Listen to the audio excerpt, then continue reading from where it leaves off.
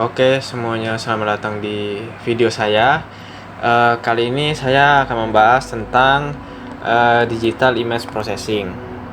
Jadi di sini yang akan dibahas di video kali ini adalah yang pertama itu ada introduction to digital image processing, kemudian history of digital image processing, application of digital image processing, and stage in digital image processing. Jadi di sini pertama itu ada pengenalan apa sih digital image processing itu, kemudian sejarah dari digital image processing, kemudian pengaplikasiannya, kemudian stage penting yang ada pada digital image processing.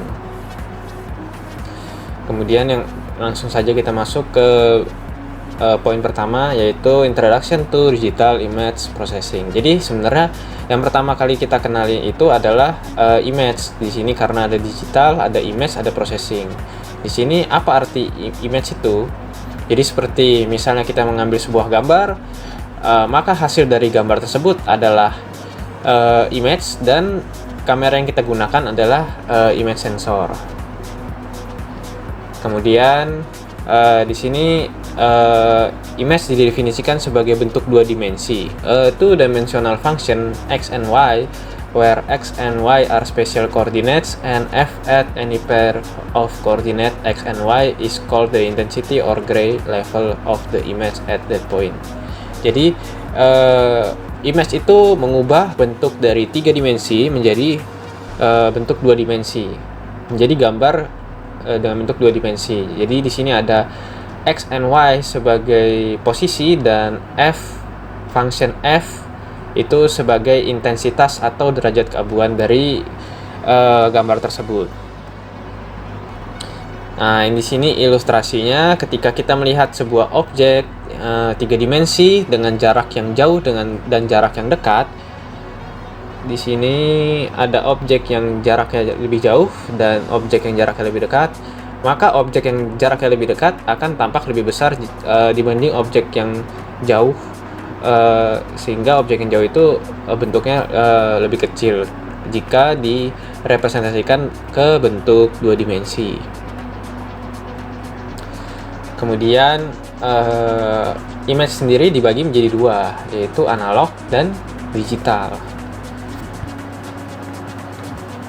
Nah, pertama, apa sih analog image itu?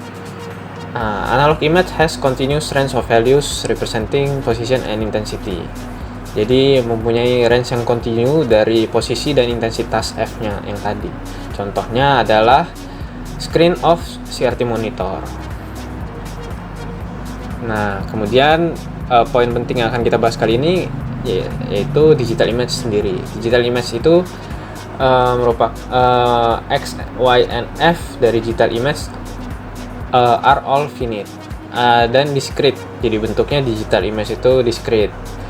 Two-dimensional image as a finite set of digital values called picture element, image element, or pixel. Jadi digital image itu mempunyai elemen gambar, yaitu pixel. Jadi gambarnya itu dibagi menjadi kotak-kotak, yaitu yang disebut pixel, sehingga dalam bentuk discrete. Keuntungan dari digital image sendiri yaitu fast processing dan effective storage. Nah, kemudian disadvantage-nya itu karena kita butuh fast processing sehingga need fast processor and high memory for good quality. Jadi membutuhkan memori yang besar jika ingin kualitas yang lebih bagus. Kemudian digital image sendiri itu sebenarnya lebih efisien jika ditransmisikan, jika ditransfer juga lebih efisien. Nah, di sini contohnya ada analog image and digital image. Di sini digital terlihat bentuknya itu terdapat kotak-kotak yang disebut pixel tadi, dan bila dibandingkan dengan analog, ini hanya ilustrasi saja ya sebenarnya. Jika dibandingkan dengan analog, dia tidak terlihat kotak-kotak.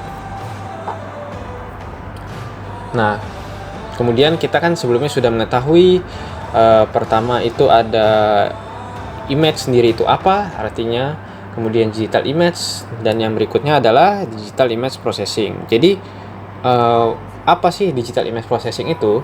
Digital image processing itu sendiri, the analysis and manipulation of the digitized image especially in order to improve its quality. Jadi digital image processing itu proses dari analisis dan manipulasi digital image sebuah gambar sehingga menghasilkan kualitas yang lebih baik lagi. Nah, processing of digital image by means of a digital computer. Jadi digital image processing ini membutuhkan komputer untuk melakukan prosesnya. Nah, type of computerized process di sini dibagi 3, yaitu ada low level process, kemudian mid level process, dan high level process. Nah, sebenarnya apa itu low level process? Nah, low level process itu primitive operation, atau sebenarnya ini operasi yang sederhana, yang lebih sederhana dari step-step lainnya. Jadi low level process itu contohnya itu seperti noise removal atau penghilang noise dari sebuah gambar, atau image sharpening atau contrast enhancement. Jadi memperbaiki kualitas dari gambar tersebut, penajaman gambar, penghilangan noise, dan peningkatan kontras dan sebagainya. Nah, pada low level process ini input dan outputnya itu berupa image atau gambar. Sementara pada mid level process, inputnya image, outputnya attributes. Jadi mid level process itu description object to reduce them to a form suitable for computer processing and classification of individual object. Nah, jadi mid level process di sini contohnya itu ada object recognition, segmentation, atau identify of individual object.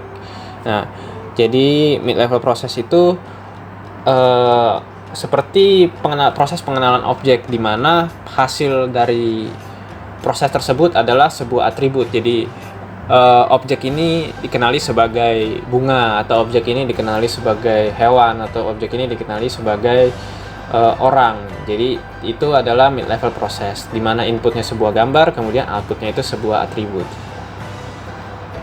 Jadi mengklasifikasikan objek itu, jadi mengenali objek itu yaitu objek apa. Kemudian kita masuk ke proses berikutnya, yaitu high level process.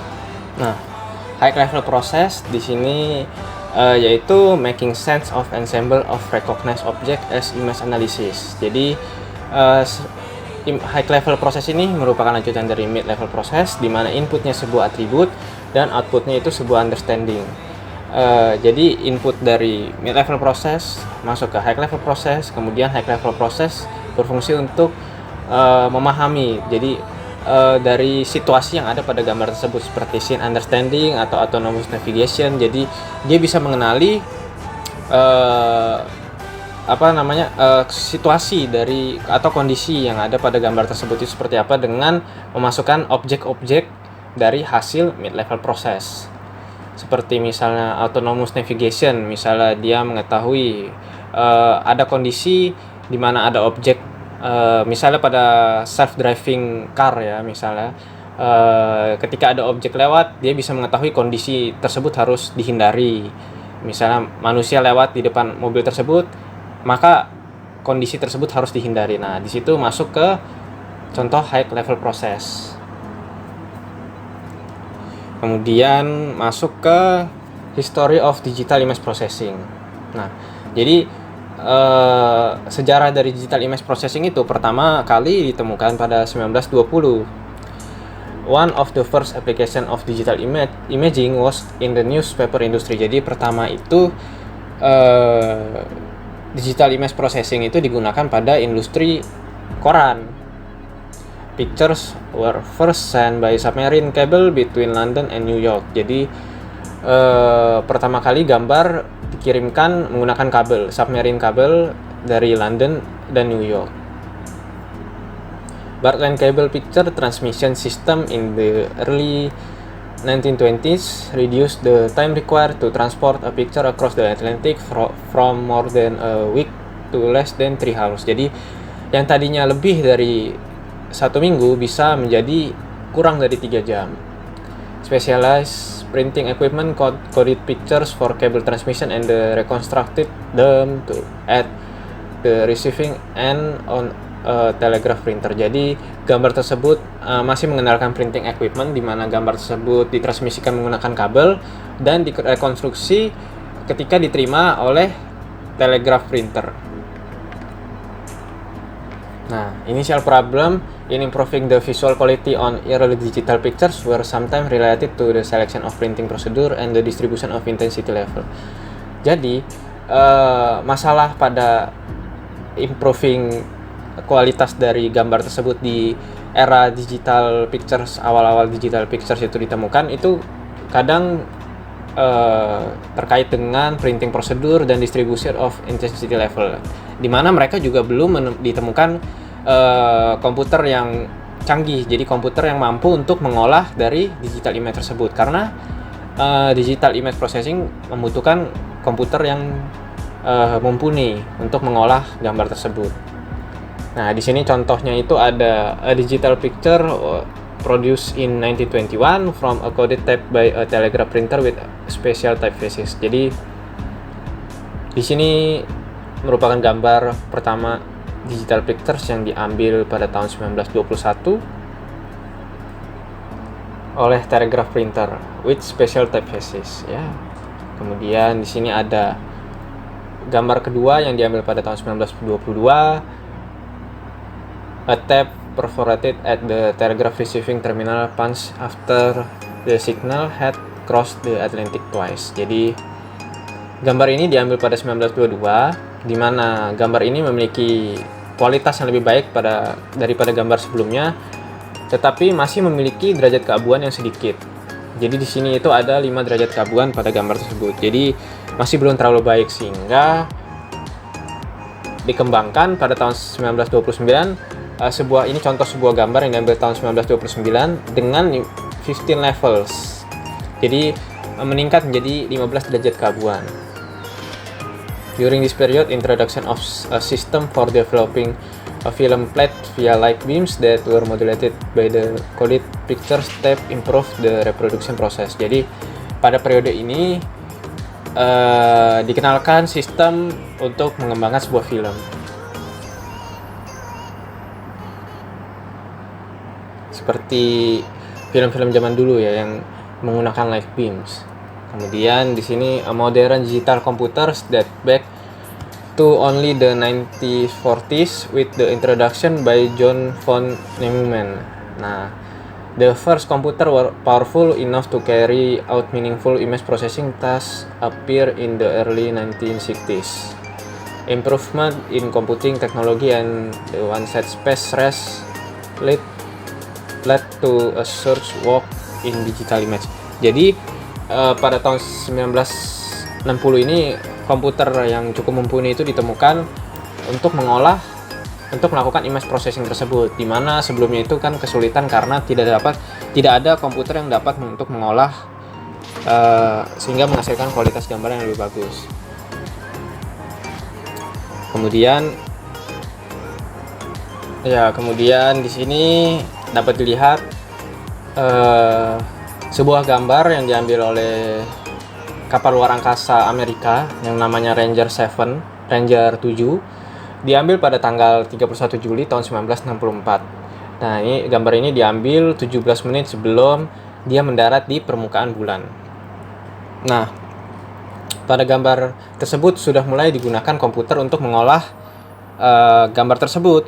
Nah, jadi komputer used to improve the quality of image of the moon. Nah, di sini bisa dilihat pada gambar terdapat tanda-tanda marks seperti ini ya, tanda-tanda seperti ini itu for geometric correction. Jadi untuk mengkoreksi posisi dari gambar tersebut. Nah, di sini sudah terlihat gambar yang dihasilkan itu lebih baik dari gambar-gambar sebelumnya karena sudah digunakan komputer untuk mengolahnya. Jadi beberapa metode-metode yang sebelumnya yang sudah ada sebagai basisnya itu bisa digunakan untuk meningkatkan kualitas dari gambar tersebut. Nah, pada tahun 1970 digital image processing begins to be used in medical application. Jadi pada tahun 1970 digital image processing itu mulai digunakan untuk medical application. Contohnya di sini ada X-ray dan CAT or CT. Jadi kayak maksudnya itu computed axial tomography atau computed tomography atau CT scan yang biasa dikenal, which constitute a 3D rendition of the inside of the object. Nah, jadi pada tahun 1979 ya kalau nggak salah itu CT scan itu ditemukan oleh Sir Godfrey ya. Itu dia memenangkan hadiah Nobel pada saat itu. Jadi ketika dia menemukan metode CT scan. Kemudian tahun 1980 sampai sekarang jadi banyak sekali digital image processing digunakan dalam kehidupan kita ya. Seperti contohnya di sini image enhancement or restoration, artistic effect, medical visualization, industrial inspection, law enforcement, human computer interface. Nah, nanti pengaplikasian dari image processing ini akan dijelaskan lebih lanjut pada bagian application of digital image processing. Nah, di sini contoh lainnya pengaplikasiannya itu seperti untuk weather prediction, astronomy, study of pollution patterns by geographers, restoring blurred picture of archaeology. Jadi dia bisa memperbaiki gambar yang blur pada arkeologi, kemudian automatic characterization recognition, industrial machine vision for product assembly and inspection, seperti mendeteksi produk-produk yang rusak atau yang tidak baik untuk diseleksi, kemudian military recognition, automatic processing of fingerprint. Jadi seperti fingerprint yang ada pada mobile phone, kemudian screening of X-ray and blood sample dan sebagainya. Nah, oke, kita masuk ke bagian application of digital image processing. Nah, jadi yang pertama itu ada image enhancement atau perbaikan kualitas citra. Jadi di sini contohnya itu pada bidang medis ya. Jadi gambar yang dihasilkan itu bisa menjadi lebih baik, menjadi lebih terlihat di mana letak tulangnya atau dan semacamnya. Jadi kontrasnya itu bisa diubah-ubah. Kemudian di sini masuk ke artistic effect. Nah, jadi seperti contohnya ini pada proses pembuatan film ya. Kemudian medicine. Nah, di sini seperti deteksi tepi ya. Di sini deteksi tepi dari jantung seekor anjing. Jadi di sini terlihat tepinya itu lebih terlihat jelas dibandingkan gambar yang di sini. Jadi bisa dilakukan deteksi tepi pada bidang medis ini. Kemudian industrial inspection seperti yang sudah dijelaskan tadi, bisa menseleksi produk-produk yang tidak bagus. Misalnya contohnya itu seperti ini. Misalnya cairannya kurang bisa dideteksi sehingga bisa diseleksi. Kemudian law enforcement. Nah, di sini contohnya itu seperti deteksi sidik jari, kemudian deteksi plat mobil. Kemudian human computer interface atau seperti contohnya misalnya pengenalan gerakan manusia seperti contohnya face recognition di sini dan sebagainya. Nah, kemudian kita masuk ke key stage of digital image processing. Jadi proses dari digital image itu seperti apa? Awalnya kita masuk ke image acquisition atau di sini yaitu proses pertama, the first process. Jadi proses image acquisition ini proses pengambilan gambar. Jadi bisa dilihat di sini gambarnya diambil sehingga nanti setelah masuk ke image acquisition masuk ke image enhancement.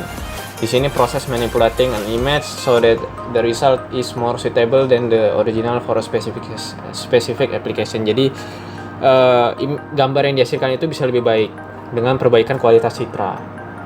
Atau image restoration, an area that also deals with improving the appearance of an image. Sama sepertinya mirip seperti image enhancement, cuman image restoration ini lebih ke objektif, sedangkan image enhancement itu lebih ke subjektif.